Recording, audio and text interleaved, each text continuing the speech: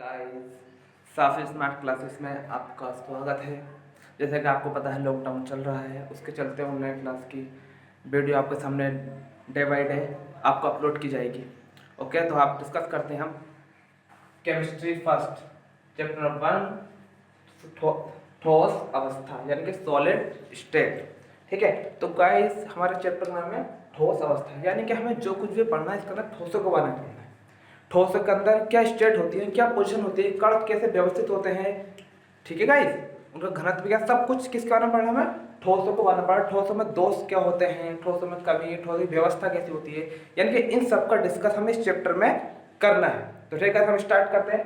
हमारा पहला है क्रिस्टलीय ठोस। तो गाइस समझते हैं, वे ठोस जिनमें पदार्थ के कण विशेष ज्यामिति व्यवस्था, यानी कैसी है ज्यामिति, कैसी है इसकी, विशेष ज्यामिति व्यवस्था में होते हैं, कोमा क्रिस्टलीय ठोस कहलाते हैं। ठीक है, तो वे ठोस, जो भी ठोस होंगे उन जिस भी ठोस के अंदर कण एक विशेष ज्यामिति में होंगे उसे क्या बोलेंगे, क्रिस्टलीय ठोस। और इनमें इनके गलनांक निश्चित होते हैं, इनके गलनांक कैसे होते हैं, निश्चित है। और इनमें विषम देशिकता, और हमने क्या वर्ड किया है, विषम देशिकता। अभी डिस्कस करते हैं आगे चल के विषम देशिकता क्या होती है। तो इनमें विषम देशिकता का गुण पाया जाता है। एग्जाम्पल है अपने डायमंड, ग्रेफाइट और भी हो सकते हैं आदि। ठीक है, इसके साथ दूसरा हमारा एक क्रिस्टलीय ठोस, वे ठोस जिनमें पदार्थ के कण विशेष ज्यामिति व्यवस्था में नहीं होते, विशेष ज्यामिति व्यवस्था में नहीं होते। इसमें क्या था हमारे क्रिस्टलीय में, विशेष ज्यामिति में होते हैं, इसमें नहीं होते। क्रिस्टलीय ठोस कहलाता है, ये कहलाता है हमारे एक क्रिस्टलीय ठोस कहलाते हैं। ठीक है, अब जैसे इसमें था हमारा, इनमें इनके गलनांक निश्चित होते हैं, इनके गलनांक निश्चित नहीं होते, गलनांक कैसे होते हैं, निश्चित नहीं होते।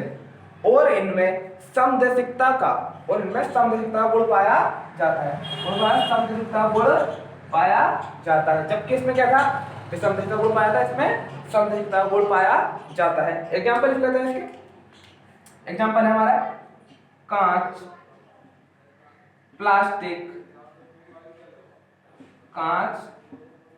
प्लास्टिक, रबर आदि। गाइस, तो दोनों सेम है, बस आपको थोड़ा सा ध्यान रखना है, समझिए।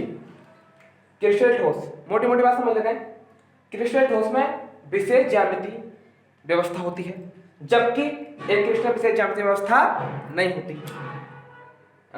इनके गलनांक निश्चित होते हैं, एक फिक्स होते हैं इनके गलनांक, क्रिस्टल कैसे होता है, निश्चित है, जबकि इनके गलनांक निश्चित नहीं होते। ओके गाइस, इनमें विषम देशिकता गुण पाया जाता है, जबकि इसमें क्या होता है, समदेशिकता गुण पाया जाता है। एग्जांपल है डायमंड, ग्रेफाइट आदि। एग्जांपल है कांच, प्लास्टिक आदि। गाइस, अब देखते हैं हम क्रिस्टलीय तथा एक्रिलेट ठोसों में अंतर। ठीक है गाइस, अंतर पढ़ते हैं। तो लाइन के अंतर पढ़ेंगे, क्रिस्टलीय ठोस ले लिया, उसने ले लिया हमने एक्रिलेट ठोस। हमारा पहला अंतर है, इनकी विशेष ज्यामिति संरचना होती है, इनकी विशेष ज्यामिति संरचना नहीं होती। जैसा भी समझाते समझ लीजिए आप, इनकी विशेष ज्यामिति संरचना होती है। तो देखिए, मैंने एग्जाम बताया NaCl नमक लेते, नमक की संरचना होती है Na+Cl- Na+Cl-, NaCl- Na+Cl-, Na+. देखिए इसका ना खास क्या है, एक Cl के चारों ओर हमारे 4 Na हैं, Na+, 1 2 3 4, और अगर एक Na के चारों ओर 4 Cl, ये एक विशेष संरचना है। यह संरचना कहती है, एक विशेष संरचना है, क्योंकि इसके अंदर एक Na के चारों 4 Cl- है, और यहाँ पर एक Cl के चारों ओर 4 Na+। तो कैसे समझते हैं कि विशेष, तो इसमें क्या था पहला पॉइंट, इनकी विशेष ज्यामिति संरचना होती है। तो कैसे होती है, विशेष रूप से लगे होते हैं। इधर देखिए, इनकी विशेष ज्यामिति संरचना नहीं होती। एक बार रबर लिया हमने, विशेष यहाँ से होती नहीं इसके अंदर। देखो ना, कड़ों के कड़ है, रबर के उल्टे तो कोई भी कहीं पड़ा होगा, कैसे हो सकता, जबकि इसमें क्या था, एक विशेष रूप से लगे हुए थे, जबकि ये कोई भी कहीं नहीं हो सकता। ठीक है, तो अगला पॉइंट लेते हैं हम। इसके बाद नंबर 2, ये कैसे होते हैं हमारे क्रिस्टलीय। अभी थ्योरी में लिखा था आपको हमने, जो हमारे क्रिस्टलीय होते हैं वो कैसे होते हैं, विषम देशिक होते हैं। कैसे होते हैं हमारे ये विषम देशिक, कैसे होते हैं विषम देशिक। जबकि ये कैसे होते हैं हमारे नंबर 2 पॉइंट का सम देशिक होते हैं।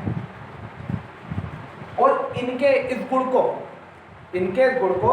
विषम देशिकता कहते हैं, और इसके गुण को समदेशिक को क्या बोलते हैं, समदेशिकता कहते हैं। देखिए विषम देशिक, ध्यान से देखिए, अगर मैं यहाँ से ऊपर से देखता हूँ, टॉप से देखता हूँ, ऊपर से देखता हूँ, एक लाइन से खड़ा होकर देखता हूँ, यहाँ से दिखाई देगा Na+Cl- Na+Cl-, इधर देखूंगा तो Cl- Na+Cl-, ठीक है। अगर यहाँ से मैं इधर थोड़ा जस्ट आकर देखूँ, थोड़ा साइड से देखूँ, तो मुझे कोई इस टाइप समझ नहीं आती। Na+, यहाँ से देख रहा है, ठीक है, यहाँ से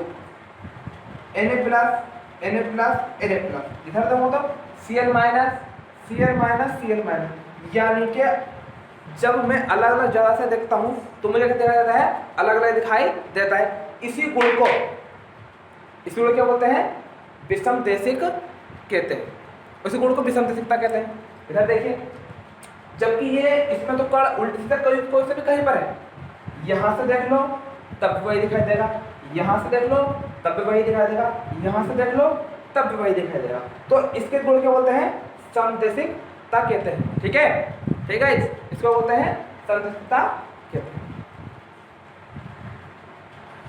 गाइस अगला पॉइंट है हमारा अंतर में नंबर 3, इनके गलनांक निश्चित होते हैं। इनके गलनांक कैसे होते हैं, निश्चित होते हैं। थ्योरी में लिखा है इनके गलनांक कैसे होता है, निश्चित है, जबकि इनके गलनांक निश्चित नहीं होते। निश्चित नहीं होते, समझ लीजिए। देखो निश्चित और निश्चित क्या है, ये जो हमारे एक ठोस होते हैं ना, इनके गलनांक निश्चित एक रेंज में होते हैं। रेंज मतलब देखिए, अगर मान लो आपने एक ट्यूब देखी, ट्यूब रबड़ जो जलती है, जो टायरों में होती है, उसे देखना आप, वो आगे से जलती रहती है, आगे रखो, आगे जलेगी, वो पीछे से पिघलेगी, और उसके पीछे से बिल्कुल नॉर्मल ठीक रहेगी। ठीक है नहीं, तो इनके गलनांक कैसे होते हैं, रेंज में होते हैं, निश्चित नहीं होते। जबकि इनके गलनांक कैसे होते हैं, निश्चित है, फिक्स होते हैं।